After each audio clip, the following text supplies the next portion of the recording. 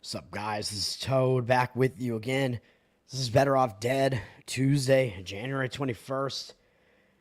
Still trying to recover from this illness, so I apologize for the fact that my voice is going to turn RFK-ish again, and I'm going to be sniffling and coughing and whatever, and infecting you across the wire. It seems like there's some internet maintenance going on again here, so I might lose internet again, too. I don't know how they could have to do maintenance this often. It seems like it happens way too often. Anyway, yesterday was a decent day. I mean, it was 2-1. Both NBA plays hit. Detroit Pistons, easy outright underdog win there. Moneyline cash on that. I'll take that any day, obviously. Nice win there. Not really any sweat at all. The New York Knicks took a while to get really going, but once they did, it was like, all right, they're ahead. They're maintaining the lead. This is going to happen. And they were able to do it and put it away. So we got the win on the Knicks as well. And the hockey game was the loser. Buffalo, I mean, they came out and they actually scored first in the game very quickly. And they were only winning for about 30 seconds. And they gave up the tying goal and then fell behind, came back. I don't think they ever had the lead again, but I think they tied it again late. It was a very high-scoring game. So it was just all over the place, crazy. But I think they were tied again in the third period, and then they couldn't quite hold it together, and they lost in the end. So unfortunately, but not everything's going to be a winner. So not doing badly the last couple of days. So I mean, I'm happy about that. I'll take it. I think I'm up slightly on the year right now after that really horrendous stretch like last week or so. There were a couple of days that were just really bad in there, but things are going all right, but my nemesis has been college basketball, and I've got 6 plays today, and they're all on the college basketball card. It's a big college basketball card. Well, it's not even that big, really. There's just a lot of situations that I'm like, I like this, and I'm actually skipping the rest of the sports today. And by the way, I will congratulate Ohio State football for getting the win there. That was a game. I think that should have been an easier win for Ohio State. I was wrong about the under. I was correct about the early unders, though. I think the under, actually, I don't know if the first half under got there. The first quarter under definitely got there. First half under Notre Dame team total, I'm pretty sure also would have gotten there. So those two would have been winners. The full game under obviously did not happen, as that game got a little bit ridiculous towards the end. But Ohio State, I mean, they were winning the game 31-7 in the third quarter, and then Ryan Day, I don't know, decides to start getting really conservative and take his foot off the gas, and he basically let Notre Dame come back in the game. I mean, it's a 3-score game at that point, man. It looks like a blowout lead, which it is, but I mean, they are going to have to get many 2-point conversions, but still, it's a 3-score lead at that point. And what happened? Well, we saw what happened. Ohio State actually wound up getting 2 touchdowns. He had 2-point conversions. All of a sudden, it's an 8-point game. Notre Dame, did that. By the way, I forgot his name yesterday. Marcus Freeman is the coach for Notre Dame. Very good coach. I forgot his name. Mental lapse for me yesterday.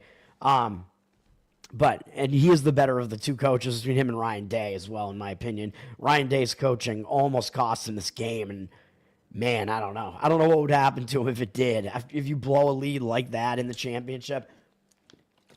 But it almost happened because Ohio State had the ball with a few minutes left at midfield, and they had like a 3rd and long because he had called 2 quarterback running plays first, which Will Howard, I mean, he had a good game, but that was like, I don't know why Ryan Day is calling plays like that. And then, and then 3rd down, 3rd and long, they call a ridiculous pass play. Pretty risky play. It just so happened that they did have the receiver open downfield in single coverage, got the very long pass play all the way down inside the 10, and actually wound up getting the field goal. And then that field goal is what they wound up covering with, even though they should have covered, I think, way more easily than that. But, man, imagine if they don't convert that 3rd down, and then you're looking at having to punt the ball. So, I mean, Notre Dame's going to have a long field, but still, Notre Dame gets the ball back with a chance to potentially tie the game with one more touchdown, 2-point conversion. Man, that would have been... It was already getting pretty dicey, but, man, that would have been real dicey. Just crazy. I don't get it, man. I mean, Ohio State's defense continued to play pretty well throughout the game. It was just, I think Ryan Day's coaching decisions on offense once he had the big lead were not the strongest, let's say. But congratulations to Ohio State. They were the best team in the country. I mean, I was saying that they were for a while, and that was true. I just didn't think that they were in the greatest spot to cover that number against Texas, which is why I played Texas. But that's the way that it is. All right, college basketball today. We have a big slate, man. So I'll talk about a few of these games. Vandy and Alabama is interesting. We got some SEC action going on today. Some of the bigger conferences in action. I forgot to mention some of the other conferences that were in action yesterday because there are actually some Colonial Athletic games that are pretty good yesterday and whatever. But Vandy and Alabama.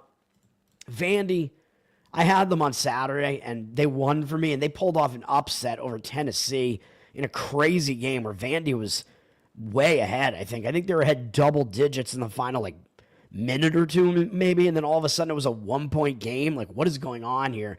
And they were still able to hold on after almost blowing basically an insurmountable lead with that little to go in the game.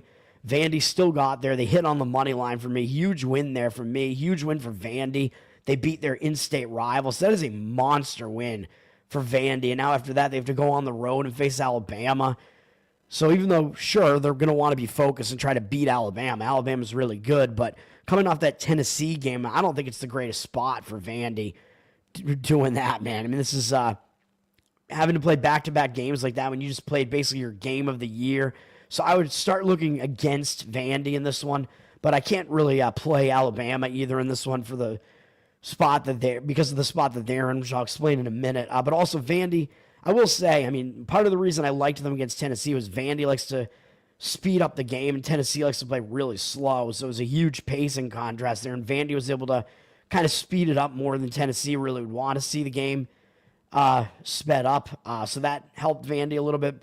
Vandy going to Alabama. It's going to be Alabama's home court this time. Alabama is one of the fastest paced teams in the country. And yeah, Vandy likes to run as well, but Alabama, obviously that is their game, and they're really good at it. So I don't know that that's really going to be that great for Vandy, even though, sure, it's going to be a pace that they're used to. But Alabama, I can't lay the points with Alabama either here. I mean, they're coming off a huge win over Kentucky. That was a nice win for Alabama, bouncing back from that Ole Miss loss. They don't have anything coming up next. So, I mean, I think Vandy is probably in the worst of the two letdown spots here, and Alabama's the better team. They're at home. So I would still lean that way slightly, but, I mean, obviously not a play for me. Alabama's sitting at a 12-point favorite, and not really any movement on that thing yet. So we'll see what happens with that game. It's an interesting game. Mississippi State and Tennessee, one of the ranked matchups today. Is this the only ranked matchup today? Yeah, I think it is. It's the only matchup between two ranked teams, 14 and number 6, Mississippi State and Tennessee. Another big SEC matchup here. Mississippi State coming off a big win. I had them on Saturday, and they didn't cover, even though they won. They missed by 2 or 3 points for me in beating Ole Miss. It was an Ole Miss for me. I mean, that was close, man. They probably should have covered this one for me, to be honest. And Mississippi State was, look at this score. I mean, they were winning by double digits, just blowing Ole Miss out of the building in the first half. They had the lead almost the whole game and then started losing it late. I mean, they probably should have not lost it late, I guess. I mean, they were winning most of the game. Probably should have had that one. But it was a huge game, and actually I think it wound up going into overtime. Yeah, unfortunately, again, for me. So, huge win for Mississippi State. I mean, that's their big rivalry against Ole Miss. Huge win there. Now they're coming off of that. And I know, yeah, Tennessee is a big opponent as well. So it's another big game. But you're playing 2 step-up games like that in a row. You went into overtime, and you're going to probably be catching Tennessee in a very angry mood off of that bad loss to Vandy. I mean, I would say it's kind of a bad loss. So I think Tennessee's probably going to want to bounce back from that, even though, yeah, they do have Auburn up next, which could be a reason for a big look ahead. And we'll see if Johnny Broome is back by then. I don't know if he will be. But Tennessee probably going to be in a bit of a bounce back mode after that game against Vandy. Mississippi State off of a bigger game. Tennessee, though, they didn't exactly do that well after they lost their first game, getting blasted by Florida. But again, that was a bigger game, though. That was a step-up game that was, really hyped. Oh, 2 of the top SEC teams, whatever, and Florida absolutely wrecked them.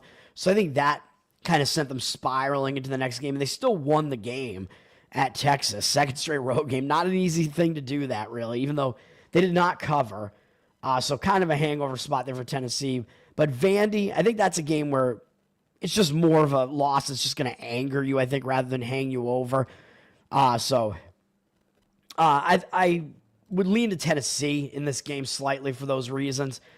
Tennessee actually down from 8 to 7.5 though in this one, but that is the way that I would look. Tennessee does also play slow, so I mean that isn't going to help them cover like a big number like that, sure, but again, I mean if they're playing a contrasting style, which Mississippi State likes to play kind of more of a mid-tempo game, so if Tennessee is able to slow them down and get them uncomfortable, it could actually still help Tennessee cover the number.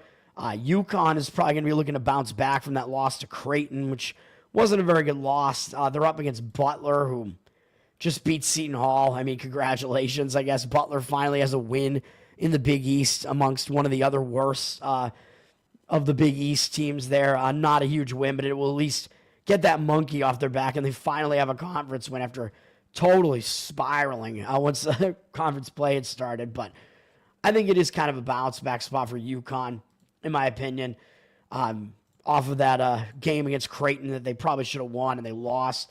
It's pretty substantial favorites at home.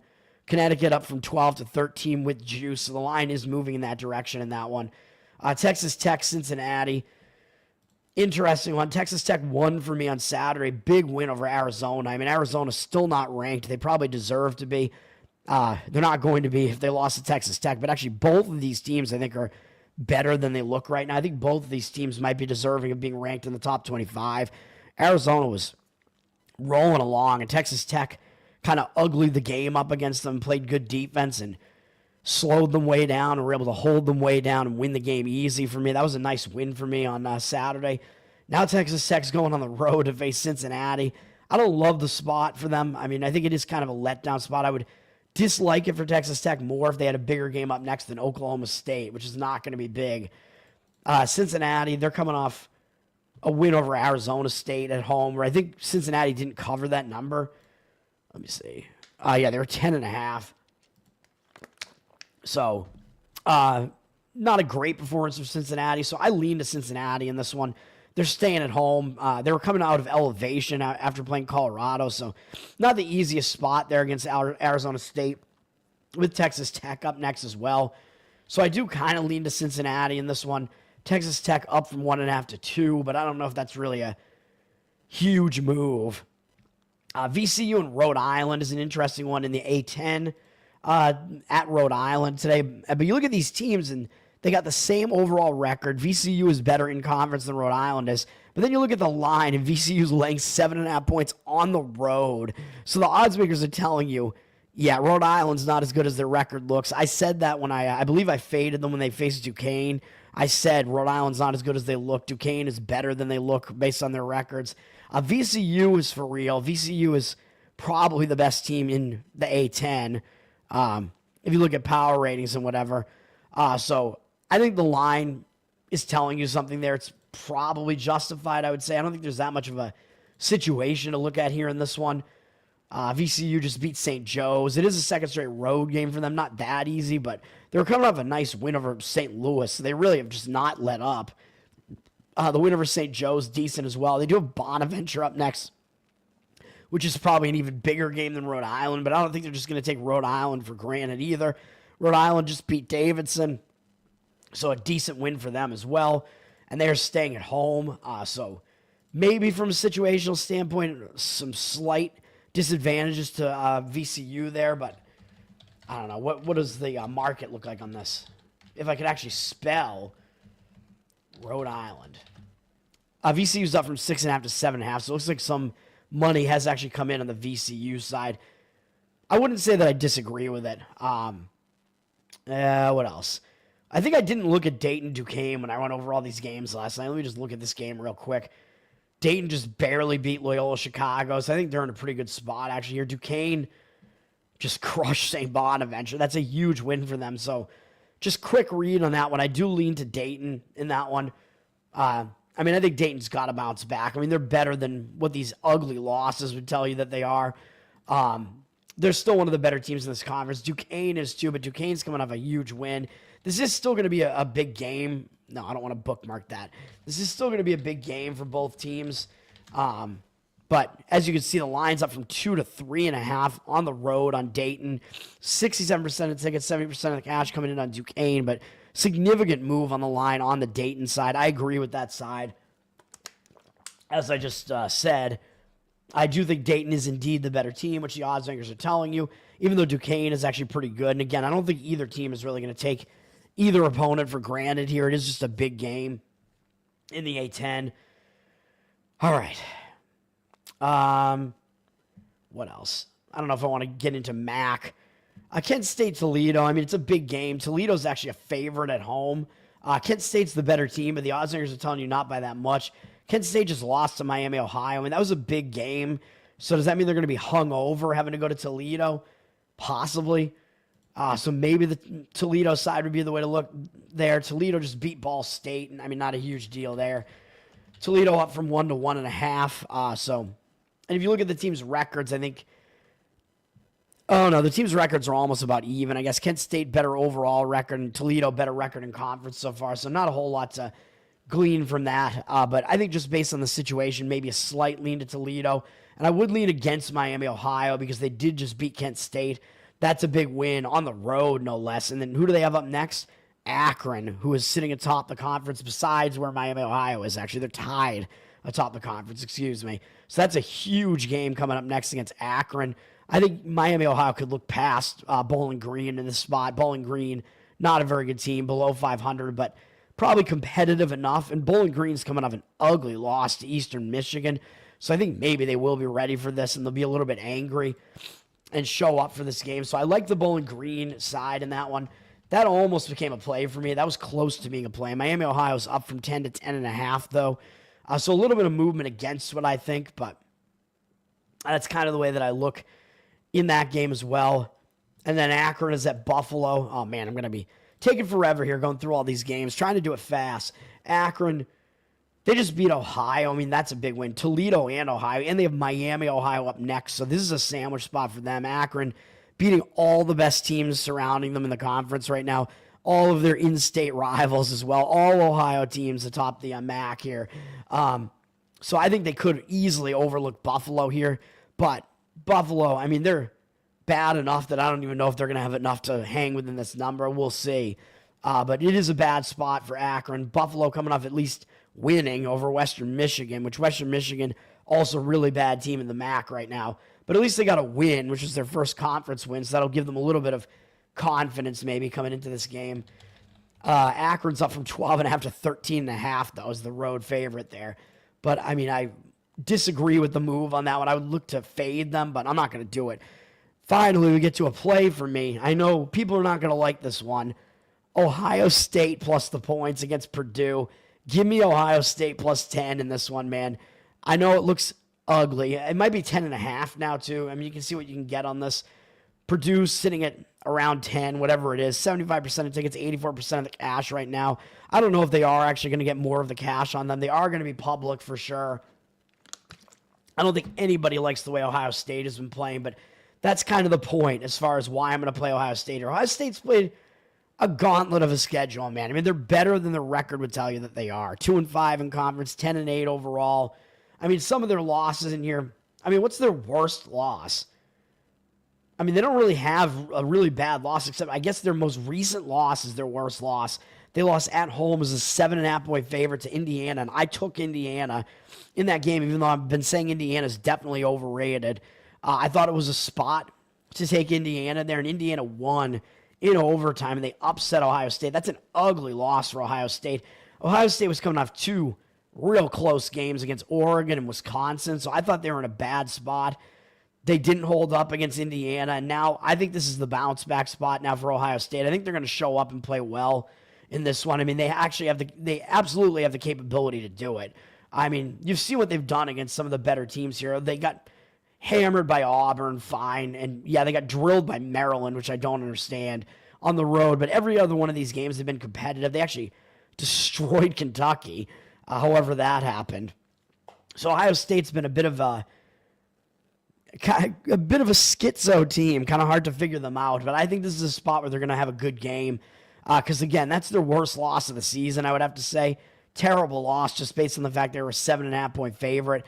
not good. Now I think they're going to be focused and step up. They get to play Purdue. Purdue's one of the top teams in the conference. Purdue coming off beating Oregon, and they're coming back from the Pacific Coast. This is not really a familiar spot for them to be in. I mean, I said it wasn't familiar for them to go out on the West Coast, and they won both of those games. I actually liked them in the Oregon game. I thought Oregon was in the slightly worse spot in that one. Plus, I think Oregon's a little bit overrated. I thought Purdue, was a little bit underrated coming into that game. Big win for Purdue, nonetheless. And now they're returning from the Pacific Coast, having to change time zones. They got this game against Ohio State, who really hasn't been playing well. And they're third from the bottom in the conference right now, but they are not as bad as Washington and Minnesota. I will tell you that. I think they're better. They're better than Rutgers, Northwestern. They probably belong somewhere up here, man, middle of the pack. And Purdue, who do they have up next? Yeah, they got Michigan up next, who's not only a ranked team, but they're sitting right behind Purdue in the standings, and Michigan is actually still underranked, in my opinion. Michigan actually very good right now this year. So that's a big game. I think this is a sandwich spot for Purdue. I think they could overlook Ohio State here. So, and Ohio State, again, they're in an embarrassed spot, in a bounce-back spot. Also, Purdue plays really slow, so you're going to ask Purdue to cover a double-digit number as a slow-paced team at home. That's not easy to do either. So I don't think that's great for Purdue. So again, give me Ohio State. Although Ohio State doesn't play as slow. They play kind of more mid-paced game. So it's going to get a little bit ugly, but I think Ohio State, I think they at least are not going to be totally thrown off by having to play a slower tempo game. So for all those reasons, yeah, give me Ohio State plus the points in that one. Nate, what's up, man? Thanks for hanging out. Russo, you're going to keep guessing. That's not right either. That's actually closer, though, to my... you're having to find my grandmother's maiden name, actually. On my mom's side is where the Italian name is. That's what you're going to have to be looking for. Because I'm only 25%. I know. I feel like I should be half, but I'm only 25% Italian. All right. And I will mention I'm Sicilian and Calabrian, so I don't know if that helps you out at all. So the name, I think, comes from one or both of those regions more so than others.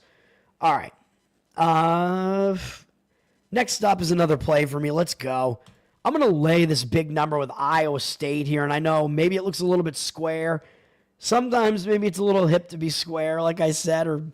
if it pays, man. I'm going to lay it with Iowa State. I think this is the right spot. I almost said Ohio State. Yeah, I'm going to be on both teams that sound the same as far as the Iowa State, Ohio State. I'm on both those teams, and I'm going to be on both Iowa teams today, just to tell you what's coming here.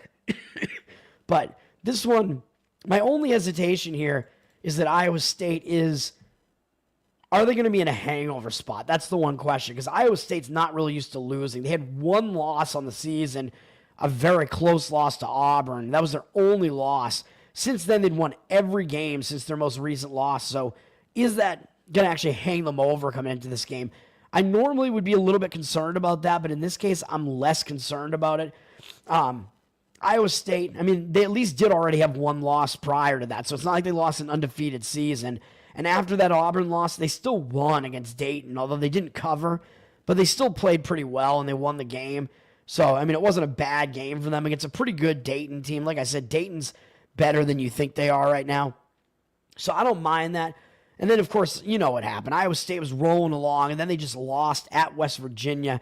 I mentioned I leaned to West Virginia in that game. It was a tough spot for Iowa State. Iowa State had just had a huge win. Like, basically, I don't know if I was going to call it the legitimizer win, but as far as Big 12 play was concerned, that was like their yearly legitimizer game. Where they beat Kansas. Huge win for Iowa State in that game. I think they were in a hangover spot, a letdown spot coming off of that, having to travel to Morgantown. Not an easy place to go. Excuse me. And Iowa State was not able to get the job done. Excuse me. West Virginia was able to get the job done and take advantage of that bad spot for Iowa State. So Iowa State's now coming off of that. I think you can kind of explain that loss away with that. Iowa State doesn't have any big games up next, so I do think that in this particular spot, they are going to be looking to bounce back from that loss. UCF is coming in. UCF not really used to having to go to Ames, Iowa here, and UCF I mean, maybe they played there last year. I'm not sure. But UCF's having to travel all over the place. I mean, look at this travel schedule. It's insane. Like, these conference realignments are ridiculous, man. I mean, they were in Arizona for a 2-game stint, like, last week, basically. Then they came home for 1 game against Houston, which was one of their biggest games of the season. And not only that, Houston was a 13.5-point road favorite in this game. I mentioned Houston's very, very good. I thought Houston was going to win that game easily, and it did not happen. UCF was off to a huge start in that game. UCF was winning the game for more than half of the game, lost the lead in the second half, regained it, had the lead again, and then finally kind of fell behind again late, caught up again, took the lead again in the final couple of minutes, and it was just kind of back and forth right until the end of the game, and they wound up losing the game back and forth right at the end by 1 point. Absolutely brutal loss on, I believe, basically a buzzer beater there, as it says, by Jawan Roberts with 1.1 second left to win the game for Houston. Absolutely brutal. If you're UCF and you have Houston completely on the ropes like that, Houston shot really badly from 3 in the game, 18.8%. So kind of an outlier there. And now UCF is having to not only bounce back from that, but they have to travel from Florida to Iowa in only like a few days. I don't think this is a good spot at all for UCF, man. And I know, yeah, Iowa State's a huge opponent. They're going to want to try to show up and play well against Iowa State. But how do you do that? Like, how do you put in a max effort like this 2 games in a row like this if you're UCF? And I know UCF's not a terrible team, but this is just, it does not look like a good spot to me at all. Ken Pom, of course, has got Iowa State way up here at 4th in the country. Iowa State, fairly fast tempo, 95 in the country, or 95th in the country. That's pretty good. He actually has them a little bit low in luck index as well at 227. UCF, let me see. He's got UCF higher in luck index and higher in tempo, hilariously. So Iowa State maybe actually wanting to slow the game down a little bit against UCF, but I want them to cover this number. So hopefully it still remains a little bit of a fast-paced game. But either way, you're getting Iowa State. If they play fast-paced, they're the better team, and it's the style that they want to play. So I still like that side. Ken Pom has UCF at 10th in the country in luck. I mean, that's just crazy. That's insane. So UCF actually has overperformed. So he's actually telling you they're not as good as they look. Iowa State is certainly the way better team, and that's why they're laying a ton of points here. But yeah, overall, I do like this. By the way, I think Ken Pom has the Purdue number. I think he has it about 9. I think he has this number at like 17 or something. So not that I want to give away all of Ken Pom. Go subscribe to Ken Pom. It's only like $20 or $30 a year, man. And you get all of his stats and projections. Very helpful tool. And doesn't cost that much money. Just for even just people who are kind of interested in it. Yeah, $20 or $30 a year is what it is. So it's like, yeah, almost nothing basically. All right. But what was I going to say? Oh yeah, and then I forgot to mention, yeah, Purdue. I mean, yeah, he has them 3rd toughest strength of schedule in the country. So that doesn't really bode well for me, I guess. But he also has them at 102nd in luck. And Ohio State, I think he probably has less lucky than that, I would have to imagine. Ohio State's down at 34th. He's got them very unlucky at 330th. So he's got Ohio State way underperforming right now. He's telling you Ohio State is way better than they look at one of the like 30 unluckiest teams in the country right now. And he has them 17th strength of schedule. So also a very murderous schedule so far for Ohio State. So just going back to that game real quick. But yes, also Iowa State. Again, I like that one. Let me see. Where's UCF at?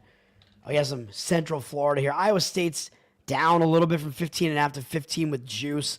So whatever the number is, I think it's probably about 15.5. I like the side. I like how it sets up for it. So that'll be the play there. Iowa State. Next up, another play for me. I know, I'm loading up, man. Texas, -2.5. Let's go. This is one of those games that I like to talk about where you get a road ranked underdog against a home unranked opponent, man. So the odds makers are telling you these teams are pretty close in power ratings. Missouri, slightly better team. But like I say, you want to tend to look to an unranked home favorite, or really, even if they're not at home, if they're on the road, that's even crazier. But you want to look to the unranked favorite versus the ranked underdog because the odds makers are telling you something different from what the rankings people are telling you. And the odds makers are the ones that have the money on the line. So the odds makers usually are the ones that are telling you more valuable information. Missouri, I think the spot doesn't set up that great for them either. I thought they were in a letdown spot on Saturday. Yeah, I took Arkansas. Arkansas just can't get it together, man. I've done that twice with Arkansas, and they've blown it both times. Bad game for Arkansas. So Missouri had that huge win over Florida as a double-digit road dog. Came off of that and won again. That's still a big win against John Calipari. Huge win. Now they have to go back out on the road to Texas. And before that road game against Florida, their road games had not been very good. They only had two other ones, so they lost to Memphis by 8. I mean, Memphis is pretty good, though, and then Auburn. I mean, Auburn's good as well, but they lost to them by 18, or 16, excuse me. I can't do math anymore. Yeah, I mean, sure, they've only played pretty good teams on the road. This is going to be the worst team they've played on the road so far, probably, but still, they haven't been that great on the road. They do have Ole Miss, then Mississippi State, then Tennessee, then Texas A&M all up next. So those are all big games, maybe bigger than Texas. I know Texas has name recognition, but they're not playing well right now. So Missouri may actually have a tendency to overlook Texas as they're down at 1-4 in the conference, not doing well. Missouri's just flying high right now, and I think they might get caught here. And again, not only just the rankings make this line look weird, but the fact that Missouri's 15-3, 4-1 in conference, Texas 12-6, 1-4 in conference. Public's going to have to look at this line and think, this is like free money. Getting points with Missouri in this one, like what gives? Yeah, I know. Well, what gives is that, again, the odds makers are telling you that Missouri's not that much better than Texas is. Texas just had a tough go of it so far. I mean, they've lost to Auburn, Tennessee, Texas A&M. Difficult games as well. They played Auburn and Tennessee really competitively as well. And they're coming off that blowout loss to Florida, which that is going to be another reason why the public might come in and be like, well, wait a minute. Texas went in to Florida and got wrecked, and Missouri went in and beat Florida. So obviously Missouri's going to win this game, and you're giving me points? Like, that's like a given. It looks so easy. It looks like the books are giving away money. Well, when it looks like that, yeah, it's too good to be true. Texas, I think they're going to be in a bounce-back spot coming off that loss to Florida. They need conference wins pretty bad right now. They only have one so far. They're coming back home. Their only conference win was on the road, actually, at Oklahoma, which is a spot where I played Oklahoma because I thought that was a bad spot for Texas. Texas still looking for their first conference home win, coming off a blowout loss to Florida. I think they're going to be focused on this one, man. I think it is a bounce-back spot for them. I like Texas in this game. The line's gone up a bit from 1.5 to now it's 2, so you might not even have to lay 2.5. It might be 2. The public might actually... I don't know if the public can really drive a line, though. Like, this isn't like a huge, football game. So the public really can only drive lines in, like, giant football games. So public probably won't be able to drive this line, but we'll see what goes on with it. But I like Texas anyway for all those reasons. Missouri, yeah, they're the slightly better team. I think Ken Baum has this line right at 2. Missouri, he has them mid-tempo. Texas also mid-tempo, so very similar tempo. No real advantage there, but he's got Texas very unlucky so far, 270th in luck. So he has them as being underperforming so far this season. And Missouri, he's got 83rd in luck, so he has them overperforming a decent amount. So you can take all that into account. He also has Texas having faced the more difficult schedule so far as well. And he has Texas as being the better defensive of the two teams, not the better offensive team. Texas does kind of struggle offensively in the recent years. But all of that being considered, yeah, you're giving me the better defense, although I know I'm laying a couple of points this time. But better defense at home, better spot, misleading line. Ken Baum is telling you that Texas is better than they appear and that maybe Missouri is a little bit worse than they appear right now. Give me Texas, laying the points. All right. Next up, college basketball. So much going on, man. Another play for me right up next. I know, it's crazy, isn't it?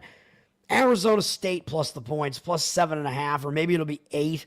I don't know. I don't know what number you can get on this, but I've been looking to play this one for basically since whatever it was, Saturday's games happened. We know what just happened. I just mentioned it already. West Virginia pulled off their biggest win of the year. They upset number 2 in the country, Iowa State, on their home floor. The crowd stormed the court, as you can see here. Huge game. whenever there's a court story, it's almost like you want to automatically look to fade that team in the next game, unless there's a really good reason not to. Almost an automatic play. And I like fading West Virginia in this one. I think they are going to be in a letdown spot.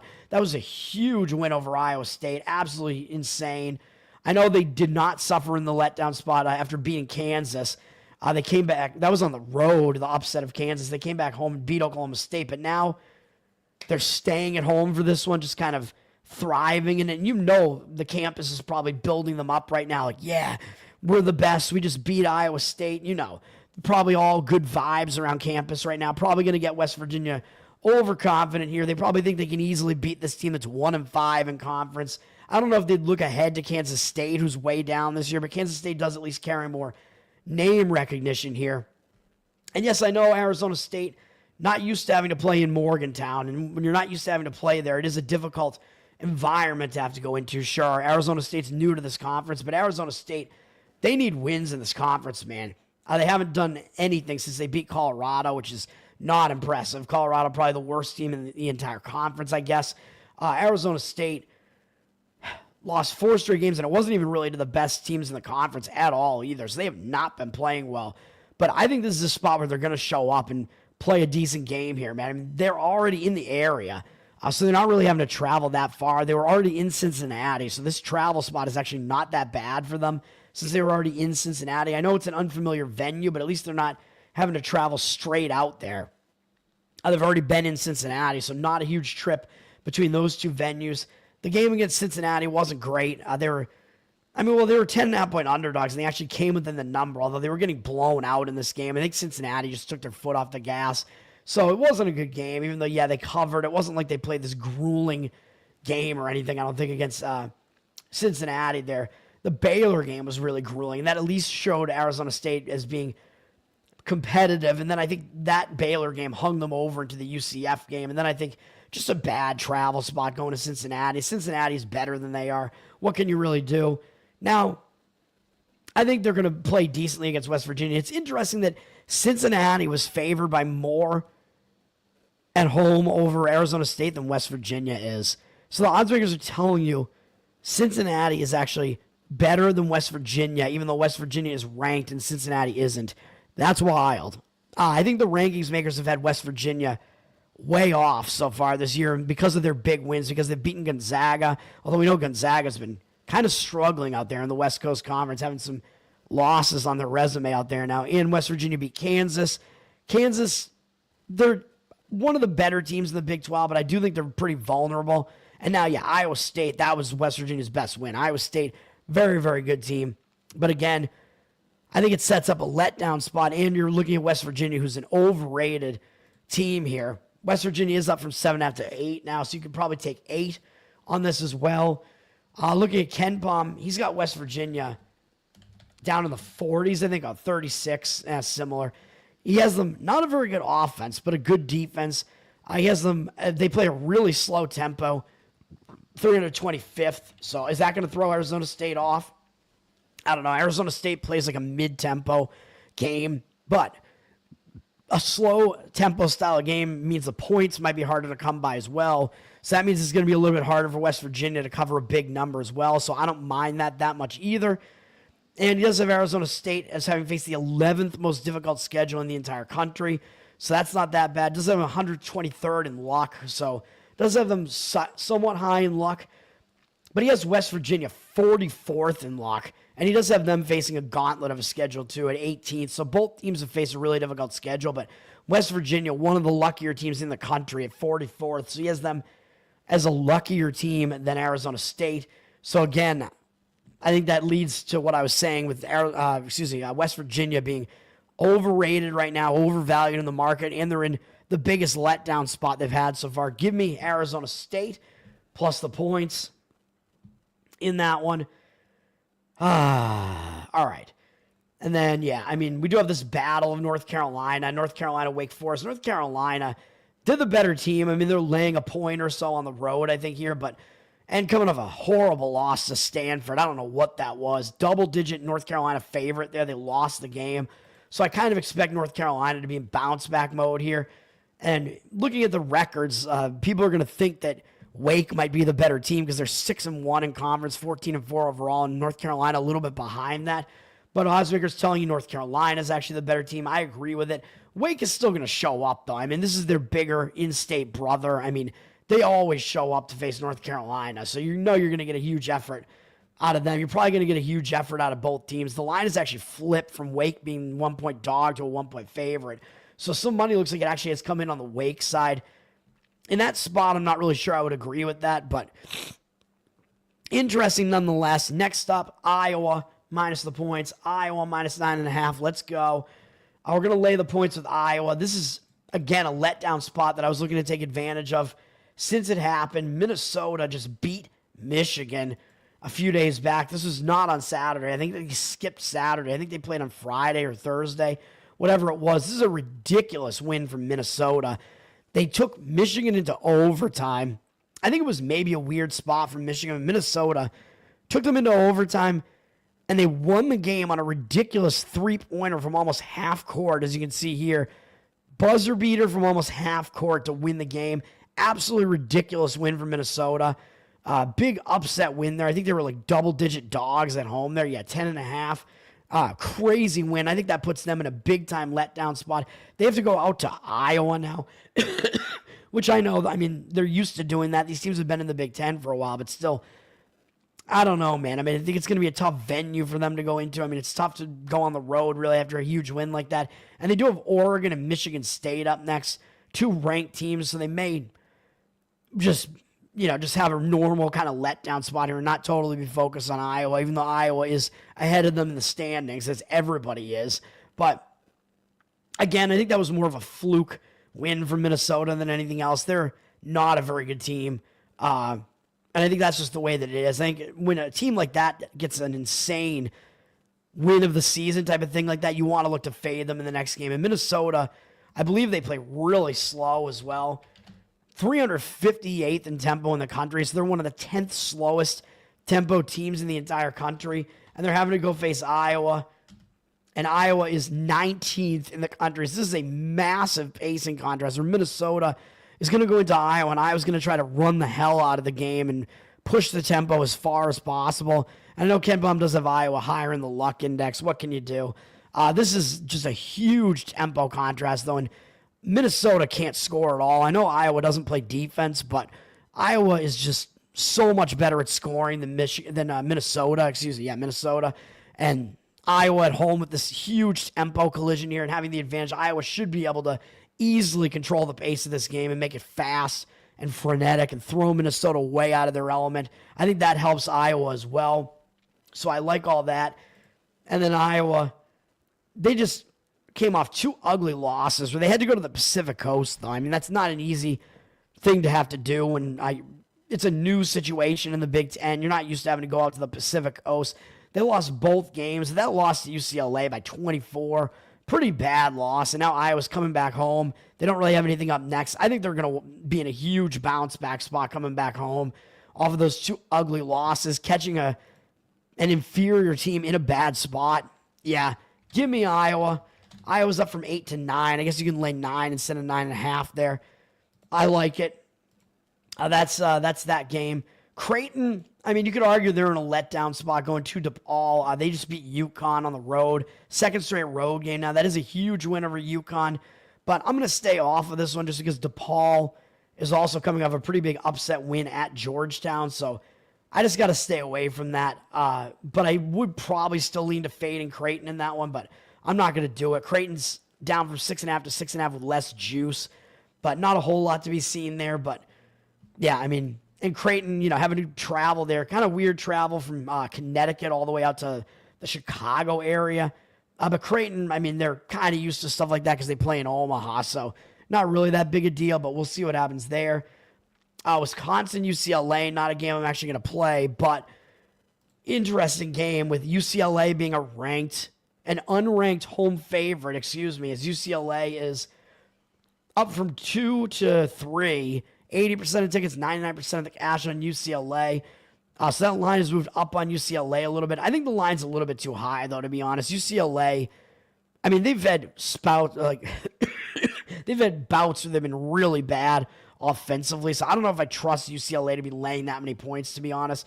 They are going to try to slow the game way down. Wisconsin actually plays kind of a more mid-tempo style now, so it might throw Wisconsin off a little bit. Wisconsin already won against USC on the Pacific Coast and beat me on Saturday. I thought that was the bad spot for Wisconsin, the first travel spot out in the Pacific Coast. And they did not suffer from that. They won the game. They almost blew the game, but they won it, unfortunately for me. Now it is a second straight road game, but they're already out on the Pacific Coast. I think they're going to be focused on UCLA. I mean, it is still UCLA. I mean, they're one of the biggest names in college basketball. So I think both teams are going to be focused here. UCLA got that win over Iowa to break a long loss streak. So they're in a positive spot as well. I would slightly lean to UCLA just because it's one of those, unranked home favorites where the odds makers are kind of telling you something. But Ken Pom does have Wisconsin as the better of these two teams. The odds makers do too, but he has them pretty close. Ken Pom has them a little bit less close. I think he has UCLA only winning this game, I think by 1 or something like that. So I will stay off of that a little bit. By the way, he does have Texas by 2. I think he's got so close to where the line is. He's got West Virginia, I think by 8 or so. So that's pretty close as well. And then I believe he has Iowa by 10, I want to say. So I like that one. And then finally, I am going to play this last game here, Wyoming plus the points. I think this is a bad spot for UNLV. Double letdown spot, man. I mean, they had their big win of the season over Utah State. Huge win in front of their home crowd over the best team in the Mountain West. Huge win. And then I said they probably weren't actually going to suffer a letdown off of that going out on the road, even though it would be a very difficult spot nonetheless. But they were still going to show up focused because it was San Diego State, who's been the best team in this conference for a long time running now. And maybe they're not right now, but they're still one of the better teams. And they went out on the road and they beat San Diego State as well. Huge win, 2 huge wins in a row. Now they're coming back home and they face Wyoming. Are they really going to be that focused on Wyoming after such a huge high off of those 2 huge wins? And then they got New Mexico and then Utah State again up next, in Nevada, which is their big in-state rival. Huge games all upcoming. This game is the lesser of all these games coming up on the schedule. I think UNLV may overlook Wyoming here. Wyoming, yeah, I mean, they've been an ugly team. They play an ugly style. They just lost again to Colorado State. I think they're just looking for wins at this point. Going out on the road to UNLV. Yeah, I mean, I think they're going to show up for this game. They're going to try to win a game off of a couple of pretty ugly losses. So, I mean, they're just looking for wins, I think, any way they can get them right now. I just think it's a fade of UNLV more than it is anything else. UNLV down from 9 to 8.5. I think Ken Pom has this one around 9. And this is going to be a slow-paced game as well. So, again, that's going to hurt UNLV as far as them trying to cover a big number. They play slow, and Wyoming plays even slower. So Wyoming will be comfortable in that slow pace. So it's not going to be a huge pacing contrast here. So if it's an ugly game like that, it could be a game that gets pretty dicey, and you want to tend to look towards the underdog in games like that. It can help out the underdog. So I like that. UNLV, yeah, 275th in tempo. Wyoming's like below 300 in tempo. UNLV, he also has them at 54th in luck index. So he has UNLV as being overperforming this year. Does have Wyoming pretty lucky as well at 99th, but not as much as UNLV. I know he does have Wyoming worse on both sides of the ball, but still, we know that. I mean, that's why they're a big underdog, sure. Wyoming 307th in tempo. Yeah, I mean, it's going to be a slow-paced game. It'll be a comfortable pace for Wyoming. It's a bad spot for UNLV.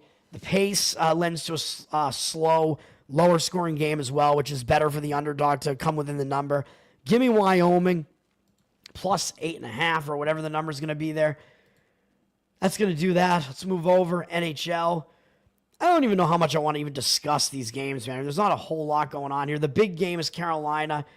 Actually, a couple of big games. I'll just hit the big games real quick. I don't have any plays in hockey. I know I usually give out some leans, but just for time purposes as well. Carolina, they're coming off beating Chicago in overtime yesterday, so they escaped with that win that I thought was a bad spot, sandwiched in between Vegas and Dallas. So now they're on a back-to-back coming off that overtime escape, so no rest. having to travel as well down to Dallas. So not the greatest spot for Carolina. Dallas coming off beating Detroit with a day off in there. It looks like a better spot to me for Dallas there as far as the rest is concerned. Even though, yeah, I mean, you could argue Carolina's going to want to kind of bounce back from that bad performance yesterday. But I would lean to Dallas because Carolina's on no rest. Dallas down from minus 135 to minus 131, though. 63% of tickets, 69% of the cash coming in on Carolina. I don't really understand that the money's coming in on Carolina. You would think that it would be moving against them because they're on basically no rest. So I don't know. And then you got Washington, Edmonton. Interesting one. Edmonton is going to be without Connor McDavid because he got suspended in that game where I won on Vancouver. Craziness at the end of that game where Edmonton was playing in desperation mode, down a goal at the end of the game in the empty net situation. So they had an extra attacker. And Garland, I think, on Vancouver, I think he kind of like held McDavid's leg down, which you can't do. But then McDavid did something that you also can't do, and he responded by cross-checking Garland in the face, and then this whole thing broke out, and then he was laying on top of Garland on the ice and whatever. You can't cross-check somebody in the face, and that's why the suspension came down on McDavid. And one of Vancouver's players got suspended for also a cross-check in the face, which I think was Tyler Myers. Is that his name? I forget. Something like that. So a lot of craziness going on in that game. So Edmonton will be without McDavid, and the question is, how are they going to respond to that? Is it going to be like an injured player theory spot where they're going to step up their game because they know their best player is absent? I don't know. I tend to think in hockey because you have a bunch of different lines, and yeah, I know the guy gets a lot of ice time, but he still plays like basically half the game. So it's when you have a star player who's missing in hockey, it's a little bit less of a factor than it is in, well, obviously than in like football when your quarterback is gone, but also than in like basketball where one guy can really take over a game. It matters a little bit less in hockey. So I think you kind of just have to straight handicap these games more or less. So yeah, you have to downgrade Edmonton very slightly, but the odds makers don't seem to be downgrading them that much, and I think that's fair. Washington just on a roll right now, and they're starting a road trip here with that momentum, so I think it's a good spot for Washington, even though they did have an extra day off in there, so will that hurt their momentum?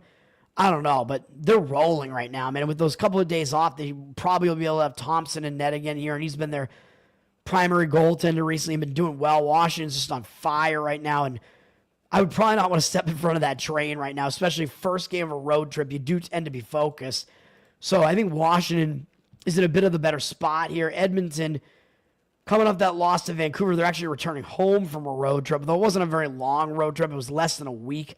So that home return still might be a little bit of a distraction there, but they will still be focused on Washington because they have the best record in the NHL right now. So they should still bring focus here. Although they do have Vancouver up next, and McDavid is not going to be able to get revenge himself in that game because he's going to still be suspended. But that will be a Edmonton revenge game there, and that Vancouver game ended their win streak as well. So that game, physical game, and returning home from it with the return home distractions coming in, could actually hang Edmonton over a little bit. So I actually prefer the Washington side in this one. Edmonton's still just sitting at minus 135. 50% of tickets, 99% of the cash on Washington. I would lean to the Washington side in that one, and those are the two big games there. You could look to fade Vancouver again. I mean, off of that game against Edmonton, Vancouver again there. That was a huge win for them over Edmonton for sure. But, I mean, Buffalo, do you want to take Buffalo when they played yesterday and now they're in a back-to-back? I don't really want to do that. And it was a high-flying, high-scoring game that I think may have kind of taxed them a little bit energy-wise. So I don't want to do that. Both teams are kind of in bad spots. I'm going to leave that Buffalo-Vancouver game alone. Vancouver up from minus 170 to minus 173, 83% of tickets, 86% of the cash. All right. And then we do see considerable market movement actually on Montreal. Looks like the biggest market read here. Tampa down from minus 150 to minus 134, 88% of tickets on them, 73% of the cash on Montreal. A lot of that probably because Tampa's in a back-to-back. They played a pretty tough game against Toronto yesterday and lost. So they are in the back-to-back, so it is a difficult spot for them for that reason. Montreal's coming off a big win, though, against the New York Rangers. Pretty big, but staying at home, so Yeah, I mean, the lean probably still makes sense from like a rest standpoint, but not a strong lean at all for me on that one. NBA, we got a few games here. That Bulls-Clippers game yesterday apparently looked like it was originally scheduled for today, and then it got moved to yesterday. I don't really know why. I don't know if it has something to do with the fires. They're anticipating more fires today, so they had to move it to yesterday. I have no idea, dude. I honestly do not know. But I'm looking at this NBA slate, and it is just disgusting. There's nothing that I like here at all. The Knicks are on a back-to-back, and the Nets are returning home from a long road trip that took them everywhere, like center of the country, Pacific Coast. Both teams are in a bad spot in that one. I'm not touching it. The Knicks actually probably in the better spot just because they're staying in New York City. Up from 10 to 11.5, 82% of tickets, 88% of the cash on them. But I'm not going to play the Knicks in a back-to-back when they had a nice win yesterday. But obviously, no way I'm playing the Nets in a return home spot from a ridiculously long, grueling road trip. No way. Magic Raptors, crazy line here. Magic down from 2.5 to 1. Raptors 57% of tickets, but 81% of the cash. So I'd expect the Magic are going to be public here. I mean, that line looks ridiculous. Like Toronto, basically it's a pick the winner situation between the Magic and Toronto. What is up with that? Well, the Magic are still without Suggs and Wagner, but I believe Banchero is still playing, so I don't know why this line is as low as it is.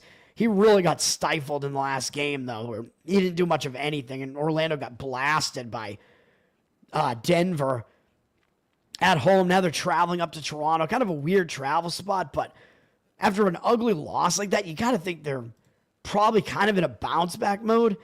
So I don't know. I mean, I'm not going to want to fade Orlando in a spot like that. If they were in a bad spot, I would probably do it. But Toronto also kind of in a bounce-back spot. I mean, they lost over in Milwaukee. I played Milwaukee in that one.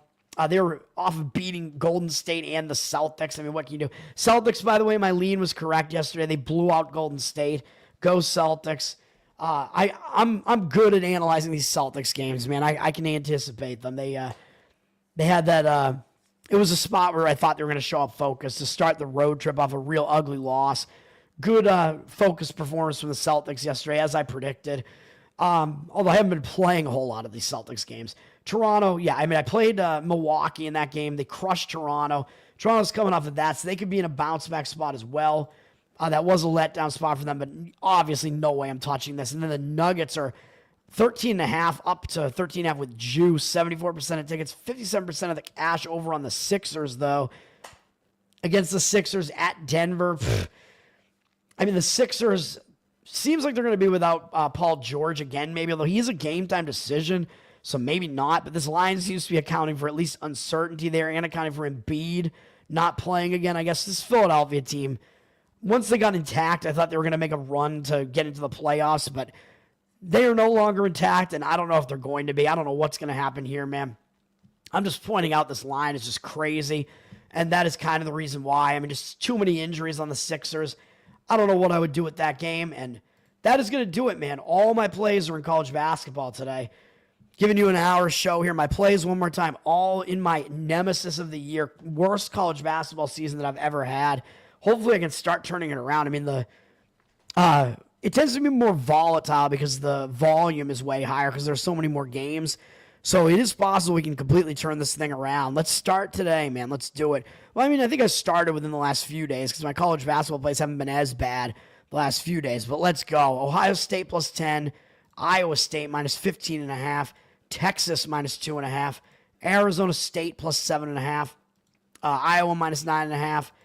Wyoming plus 8.5, or you might be able to get slightly better lines on some of those, actually.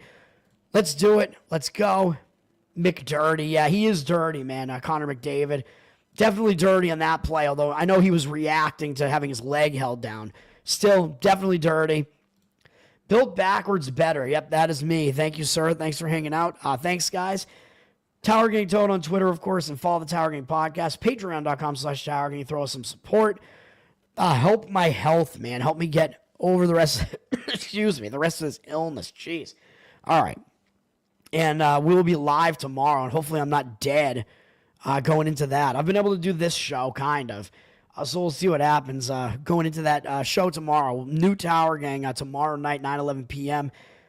go check it out, man. Subscribe to the Patreon, of course. You get live pre-show, post-show, bonus content, patreon.com/TowerGang. That's going to do it. Let's have a good one, man. Peace out, everybody.